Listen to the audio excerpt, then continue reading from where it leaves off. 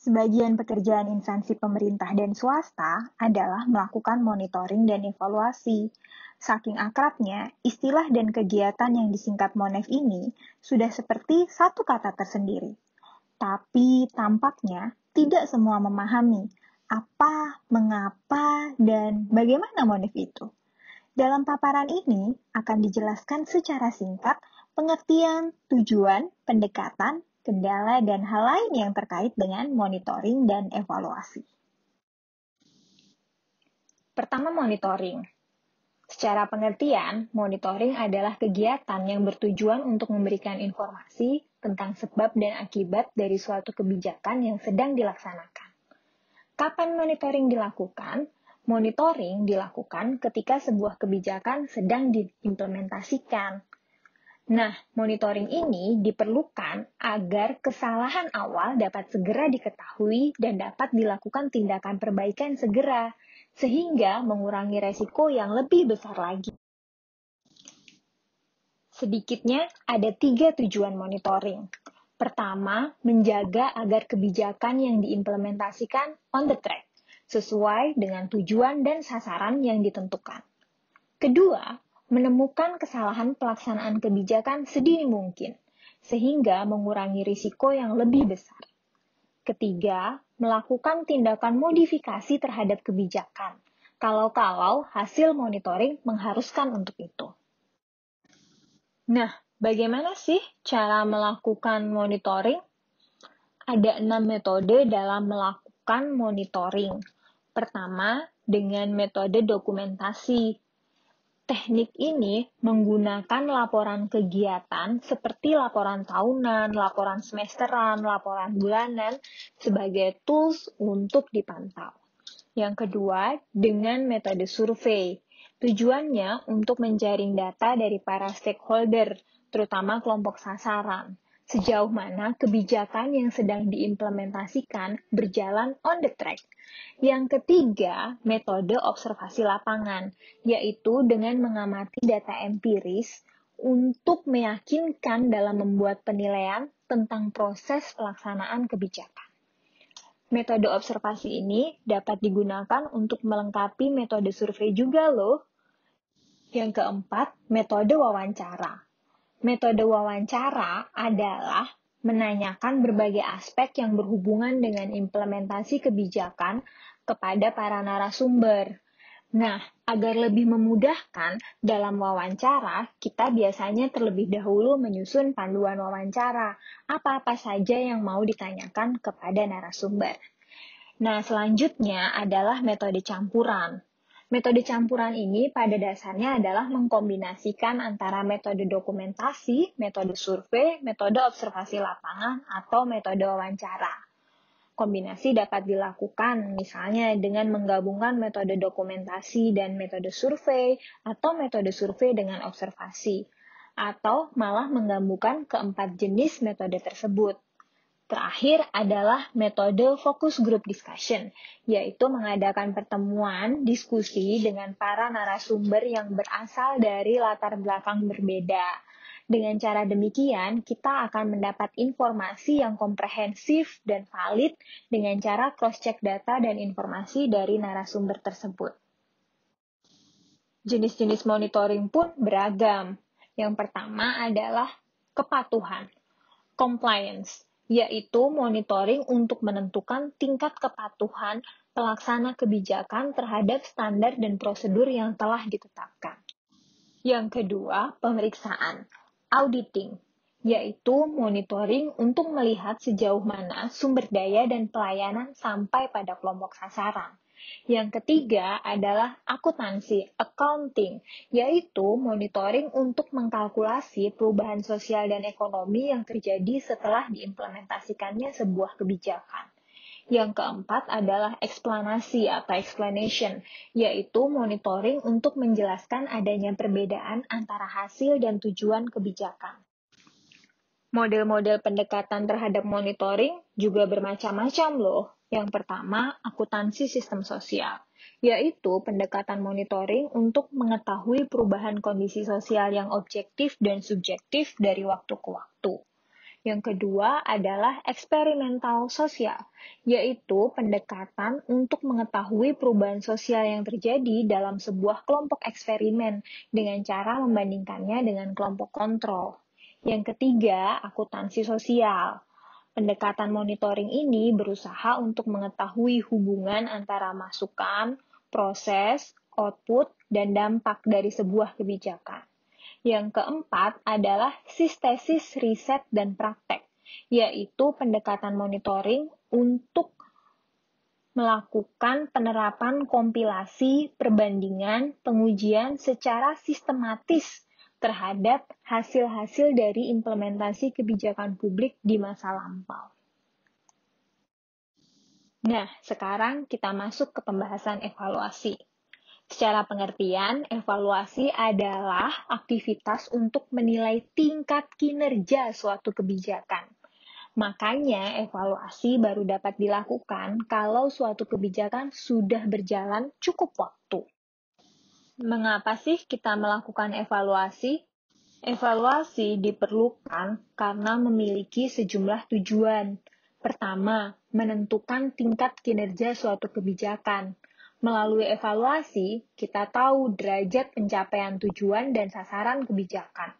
Yang kedua, mengukur tingkat efisiensi suatu kebijakan. Dari evaluasi, kita jadi tahu berapa biaya dan manfaat dari suatu kebijakan. Yang ketiga adalah mengukur tingkat keluaran. Melalui evaluasi, kita jadi tahu kuantitas dan kualitas keluaran dari suatu kebijakan. Yang keempat, mengetahui apabila ada penyimpangan. Melalui evaluasi, kita jadi tahu penyimpangan-penyimpangan yang mungkin terjadi selama implementasi kebijakan.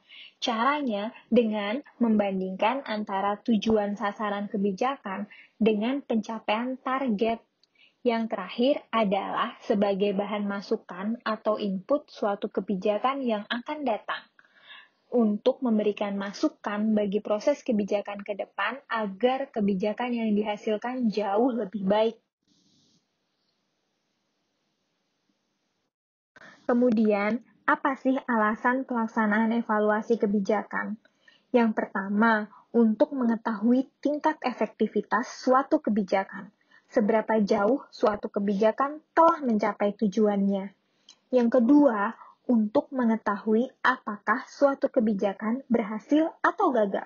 Dengan melihat tingkat efektivitasnya, maka dapat disimpulkan apakah suatu kebijakan telah mencapai target atau berhasil atau malah gagal. Yang ketiga adalah memenuhi akuntabilitas publik. Dengan melakukan penilaian kinerja melalui evaluasi kebijakan, dapat dipahami sebagai bentuk pertanggungjawaban pemerintah kepada publik sebagai pemilik dana dan mengambil manfaat dari kebijakan dan program pemerintah.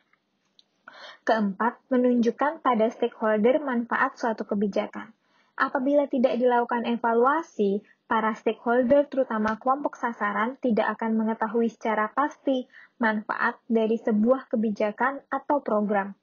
Yang kelima adalah sebagai bahan pembelajaran, agar kita tidak mengulangi kesalahan yang sama. Evaluasi kebijakan diperlukan sebagai bahan masukan bagi proses pengambilan kebijakan yang akan datang, agar kita tidak jatuh ke lubang yang sama 2 kali, alias mengulangi kesalahan yang sama.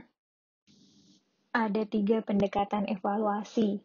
Pertama, evaluasi semu, yaitu pendekatan evaluasi yang menggunakan metode deskriptif untuk menghasilkan informasi yang valid dan terpercaya mengenai hasil-hasil kebijakan tanpa menanyakan manfaat atau nilai dari hasil kebijakan tersebut pada individu, kelompok, atau masyarakat. Yang kedua, evaluasi formal, yaitu pendekatan evaluasi yang menggunakan metode deskriptif untuk menghasilkan info yang valid dan terpercaya mengenai hasil kebijakan berdasarkan sasaran program kebijakan yang telah ditetapkan secara formal oleh pembuat kebijakan.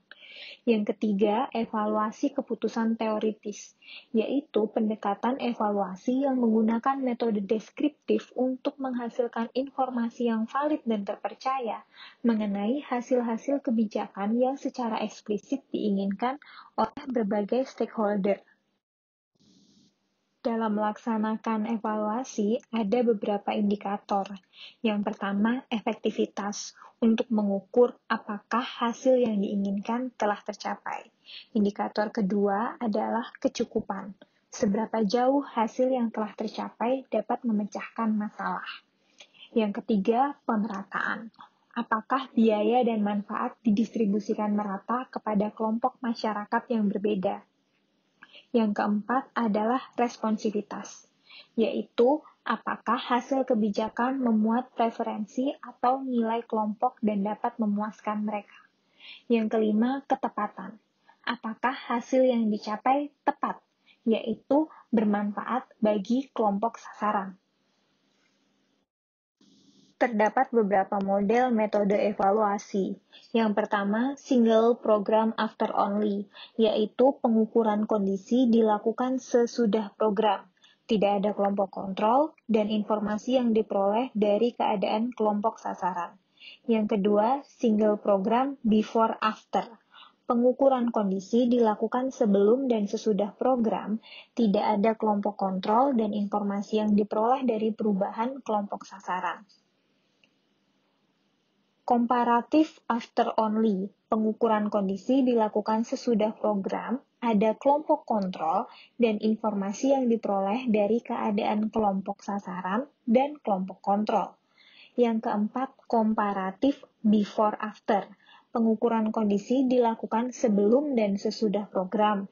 Ada kelompok kontrol dan informasi yang diperoleh dari efek program terhadap kelompok sasaran dan kelompok kontrol. Dalam pelaksanaan evaluasi, ada beberapa kendala yang perlu diperhatikan oleh para evaluator.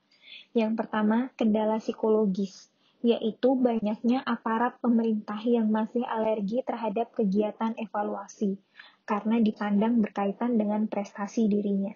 Yang kedua, kendala ekonomis, yaitu kegiatan evaluasi membutuhkan biaya yang tidak sedikit, seperti biaya untuk pengumpulan dan pengelolaan data, biaya untuk para staf administrasi, dan biaya untuk para evaluator. Yang ketiga, kendala teknis. Evaluator sering dihadapkan pada masalah tidak tersedianya cukup data dan informasi yang up-to-date. Yang keempat, kendala politis. Evaluasi sering terbentur dan bahkan gagal karena alasan politis. Masing-masing kelompok bisa jadi saling menutupi kelemahan dari implementasi suatu program karena ada deal atau bargaining politik tertentu. Yang terakhir, kurangnya jumlah evaluator. Pada berbagai lembaga pemerintah, kurang tersedianya sumber daya manusia yang memiliki kompetensi menjadi salah satu kendala dalam pelaksanaan evaluasi. Hal ini terjadi karena belum terciptanya budaya evaluasi, sehingga pemerintah tidak memiliki program yang jelas untuk mempersiapkan tenaga kerja yang memiliki kompetensi di bidang evaluasi. Demikian paparan terkait monitoring dan evaluasi. Semoga bermanfaat ya. Terima kasih sudah menyaksikan.